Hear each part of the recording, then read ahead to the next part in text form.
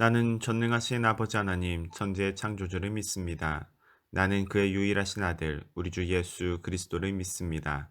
그는 성령으로 잉태되어 동정녀 마리에게서 나시고 본디오 빌라도에게 고난을 받아 십자가에 못 박혀 죽으시고 장사된 지 사흘 만에 죽은 자 가운데서 다시 살아나셨으며 하늘에 오르시어 전능하신 아버지 하나님 우편 앉아 계시다가 거기로부터 살아있는 자와 죽은 자를 심판하러 오십니다.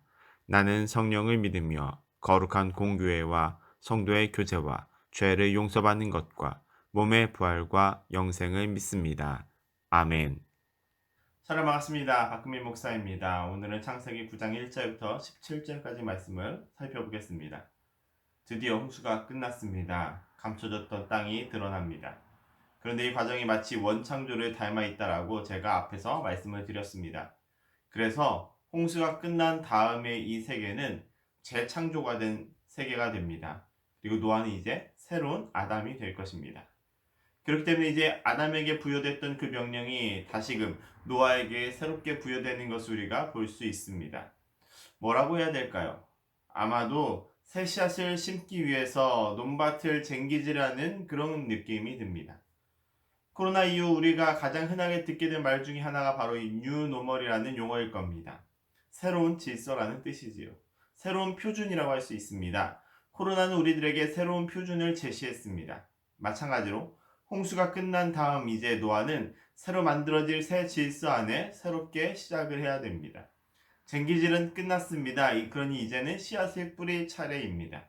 노아와 또 함께 살아남은 생명들이 하나 둘씩 그 밭으로 들어가야 될 때가 왔습니다.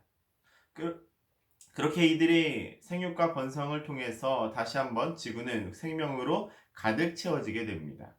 하나님께서 이들을 축복해 주십니다. 생육하고 번성해서 땅에 충만하라고 하는 명령을 재차 내리셨습니다. 둘째 창조의 서막이 드디어 열리게 된 것이지요.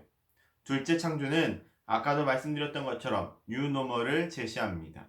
새로운 표준이 주어지게 되는 겁니다. 바로 육식이 공식적으로 허용이 되었습니다. 하지만 여기에도 분명한 제약은 있습니다. 그러나 피 섭취는 금지되고 피의 사육을 한 사람은 반드시 그 피값을 치르게 될 것이다 라는 경고가 있었습니다. 이제 짐승들은 인간을 더욱 두려워하게 될 것입니다. 타락 전에 동물들은 사람의 그 통제 안에서 서로 완벽한 교감 속에서 공존을 할 수 있는 그런 존재였습니다. 공존하는 존재였었죠. 그런데 그때는 인간과 짐승 모두에게 채식만 허락되었기 때문에 약육강식이라는 개념이 없었습니다. 그런데 타락한 이후, 인간이 범죄함으로써 타락한 이후에 이 모든 관계가 깨지게 됩니다. 인간과 하나님 사이의 관계가 깨졌던 것처럼 인간 사이의 관계가, 인간과 동물과의 관계가, 인간과 자연과의 관계가 모두 다 깨지게 된 것이지요. 그리고 이런 상태가 지속되어 오다가 홍수 심판을 기점으로 해서 이런 깨진 관계가 이제 완전히 확고하게 자리를 잡게 된 것입니다. 교감과 공존의 상태가 나아지게 될 것이다 라고는 더 이상 기대할 수 없는 상황에 이르게 된 것이지요. 태초에 조화롭고 서로 상생으로 이어져 왔던 그런 관계가 이제는 동물이 인간을 두려워하는 관계로 고착하게 되었고, 채식만 했었던 에덴과는 달리 육식이 공식화되면서 우리는 파괴된 세상에서 새롭게 재편되는 질서를 목도하게 됩니다. 그래서 어쩌면 성경을 읽으실 때 이 부분에서 실망하실지도 모르겠습니다. 하지만 이때 실망하시면 안 됩니다. 왜냐하면 이렇게 제시된 기준이 영원한 기준이 되지는 않기 때문에 그렇습니다. 그러나 하나님은 죄가 가져온 이 불화를 예수 그리스도를 통해서 그의 나라에서 완전한 회복으로 바꾸시게 될 것입니다. 그러니 이 땅에서 우리가 이 땅을 살아가되 완전한 회복을 이루실 그 하나님의 나라를 준비하는 한 사람이 되기를 바랍니다. 그러나 그의 나라는 지금과는 달리 하나님의 성품으로 충만할 것이고 생명이 존중받는 그런 나라가 될 줄로 믿습니다. 그래서 우리는 무엇보다 피를 먹지 말라고 했던 그 하나님의 명령에 지금 담겨져 있는 생명을 존중하시고 또 귀하게 여기시는 그 하나님을 볼 수 있어야 됩니다. 그런 하나님을 만나는 것이죠. 그러나 여전히 하나님은 그분의 형상대로 지으신 하나님을 여전히 사랑하고 계시고, 그래서 그의 피 흘림에 대해서만큼은 반드시 그에 상응하는 대가를 치르게 하십니다. 그러므로 성도된 자로서 생명을 귀하게 여기시기를 바랍니다. 이 세상에 함부로 대할 수 있는 인격은 하나도 없습니다. 원수 같은 그에게도 정말로 하찮아 보이는 그 사람에게도 하나님의 형상이 담겨져 있음을 명심하셔야 됩니다.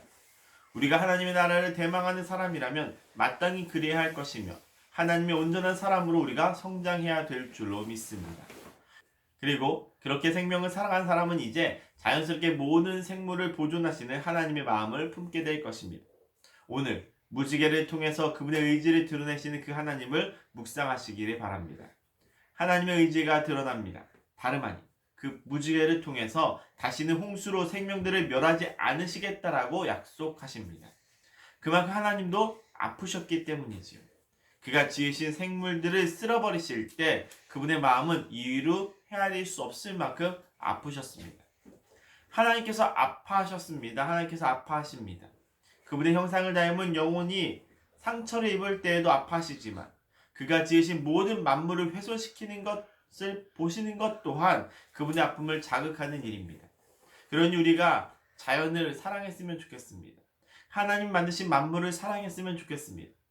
코로나19로 인해서 연일 폭증하는 일회용품들, 일반 쓰레기들로 인해서 나날이 면목이 없어지는 하루하루입니다. 그리스도인으로서 우리가 어떻게 해야 할지를 고민하고 함께 공감했으면 합니다. 달라야 합니다. 달라져야 합니다. 그리고 달라지리라고 확신합니다. 그래서 여전히 비온 뒤에 등장하는 이 무지개처럼 주님의 신실하심을 닮은 성도들로 그런 구별된 삶으로 주님께 기쁨이 되어지시기를 주님의 이름으로 간절히 축원합니다. 함께 기도하겠습니다. 사랑과 은혜가 충만하신 하나님 아버지, 저희가 주님의 마음을 봅니다. 주님의 아픈 마음을 바라봅니다. 주께서 가장 사랑하시는 것들을 심판하실 때, 주님의 형상을 닮은 이들이 사라져갈 때, 그 누구보다 가슴 아파하셨을 주님을 우리가 생각합니다. 그럼에도 불구하고 깨진 세상에서 손상된 주님의 형상들을 향해서 여전히 사랑해 주시고 새로운 질서를 부여하셨사오니 그 새로운 질서 안에서 그리스도의 대속의 사역을 완성하게 하여 주옵소서. 이제는 새로운 질서가 아닌 완전한 질서 속으로 우리가 나아가기를 원합니다. 함께하여 주옵시고 하루를 시작하는 모든 이들에게 성도의 삶과 교제가 그리스도 예수 안에서 풍성히 이루어지기를 소망하오며 이 모든 말씀 우리 주 예수 그리스도의 이름으로 간절히 기도하옵나이다. 아멘.